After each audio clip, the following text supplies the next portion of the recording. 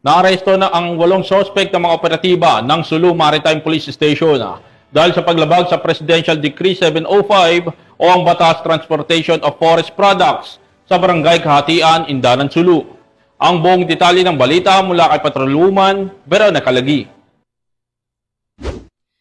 Aresto ang 8 individual dahil sa paglabag sa Presidential Decree 705 o ang batas laban sa illegal transportation of forest products. Nito lamang ika-16 ng Hunyo taong kasalukuyan sa Barangay Kahatian, Indanan, Sulu. Ang operasyon ay sinagawa ng mga tauhan ng Sulu Maritime Police Station sa pamumuno ni Police Major Fritz James L. Madrid, Chief of Police. Sa isinagawang inspeksyon, nadiskupre ang tinatayang 30,000 board feet ng iba't ibang uri ng troso na may kabuang halagang 1,950,000 pesos.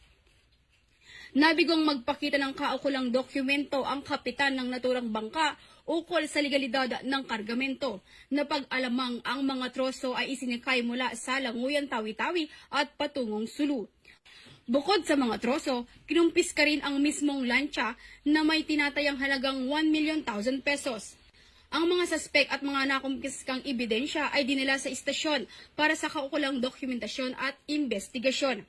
Nakipag-ugnayan na rin ang mga otoridad sa Ministry of Environment and Natural Resources and Energy BARM upang beripikahin at inventaryohin ang mga troso. Sasampahan ng kasong paglabag sa Presidential Decree 705 ang mga naarestong suspek.